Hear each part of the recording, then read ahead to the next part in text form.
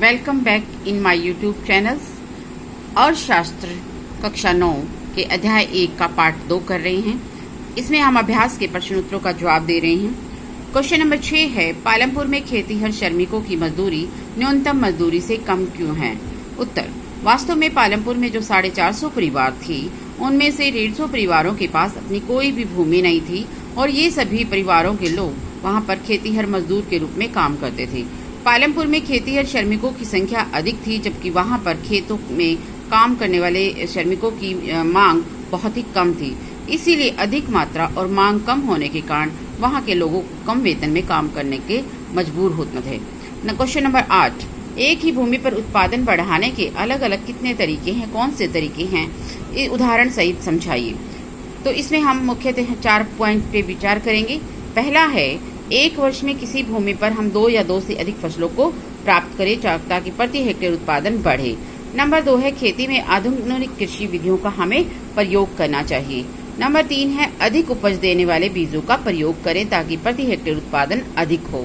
Number 4 है, उर्वरकों, खरपतवार नाशकों और पीड़क नाशकों यानी दवाइयों का प्रयोग अधिक से अधिक किया जाए। क्वेश्चन नंबर 9, एक हेक्टेयर भूमि का मालिक किसान के कार्य का ब्यौरा दीजिए। उत्तर, एक हेक्टेयर भूमि के मालिक किसान अपने परिवारों के साथ ही अपने खेतों में खुद काम करते हैं। उन्हें भाड़े के श्रमिकों की आवश्यकता नहीं। ऐसा किसान कोई भी आधुनिक यंत्र प्रयोग नहीं करता। उसके पास ना खुद का ट्रैक्टर होता है, ना ही वो ट्यूबवेल या पंप सेट का इस्तेमाल करता है। क्वेश्चन नंबर 10, मंझोले और बड़े किसान कृषि से कैसे पूंजी प्राप्त करते हैं और छोटे किसानों से कैसे भिन्न हैं? मंझोले और जो बड़े किसान, मंझोले का तात्पर्य हमारा मध्य वर्ग के किसानों से है। उनको खेती से बहुत ज्यादा बचत होती है। इनका कृषि उत्पादन अधिक होता है क्योंकि इनके पास खेत की मात्रा अधिक होती है, जोतों का आकार बड़ा होता है। इस तरह वे आवश्यक पूंजी की व्यवस्था आसानी से कर लेते हैं। लेकिन इसके विपरीत छोटे किसानों को पूंजी की व्यवस्था करने के लिए बड़े किसानों से कर्जा लेना पड़ता है, जिसमें ब्याज की दरें ऊंची होती हैं और उन पर ऋण का दबाव अधिक होता है। कर्ज चुकाने में ही उनका बहुत सारा पैसा लग जाता है। एक काल्पनिक नाम सविता के द्वारा ये समझाने की कोशिश कीजिए कि तेजपाल सिंह से उसने किन शर्तों पर ऋण लिया। क्या वही ऋण वो बैंक से लेती तो उसे कुछ फायदा होता? उत्तर, सविता को निम्नलिखित शर्तों पर तेजपाल से ऋण मिला। पहली शर्त थी, ऋण की अवधि केवल 4 महीने की थी और वह 24% वार्षिक ब्याज दर से ब्याज देने के लिए तैयार।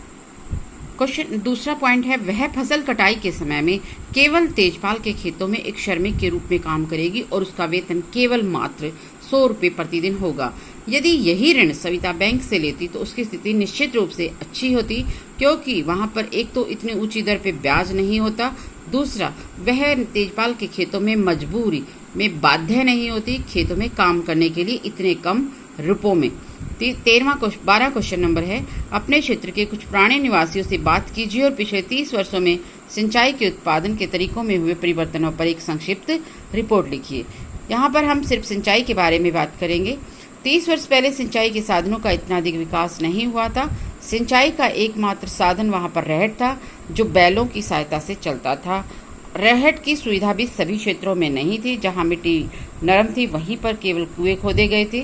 कृषि मुख्य रूप से वर्षा पर निर्भर थी, यानी किसान एक तरह से जुआ खेलते थे कि अगर फसल समय पर तैयार है, वर्षा सही में समय पर हो रही है तो उन्हें उत्पादन होता था, अन्यथा उनकी फसल खराब हो जाती थी। लेकिन आज किसानों ने सुविधा के नाम पर रहट के स्थान पर आज ट्यूबवेल लगा लिए हैं, नलकूप, जिससे भूमि के एक बड़े भाग पर सिंचाई की जाती, यानी हम पूरी तरह से मानसून पर निर्भर नहीं करते।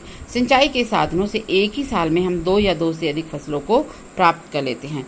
नंबर 2 है उत्पादन। उत्पादन की विधियां पुरानी थी। खेती बैलों के द्वारा हल चलाकर की जाती थी। कटाई और गाही का काम भी किसान को खुद ही करना पड़ता था, जो काफी लंबे समय तक चलता था। लेकिन वर्तमान में आधुनिक मशीनों के आगमन से बैलों का स्थान ट्रैक्टर ने ले लिया है और कटाई के लिए हार्वेस्टर वगैरह यंत्रों का प्रयोग किया जा रहा है। क्वेश्चन नंबर 13, आपके क्षेत्र में कौन से गैर कृषि उत्पादन कार्य हो रहे हैं? इनकी एक संक्षिप्त सूची बनाइए। हमारे क्षेत्र में निम्नलिखित गैर कृषि उत्पादन कार्य हो रहे हैं।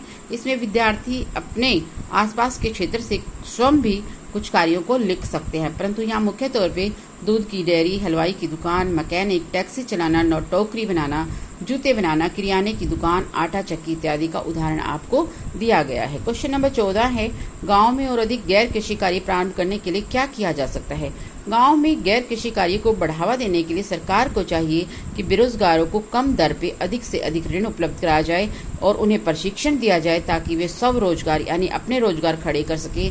देश में आत्मनिर्भरता आए, उन्हें बैंकों से सस्ती दरों पर ब्याज उपलब्ध किया जाए, ऋण उपलब्ध कराया जाए, जिससे वे स्वरोजगार के द्वारा अपना जीवन यापन कर सके। धन्यवाद।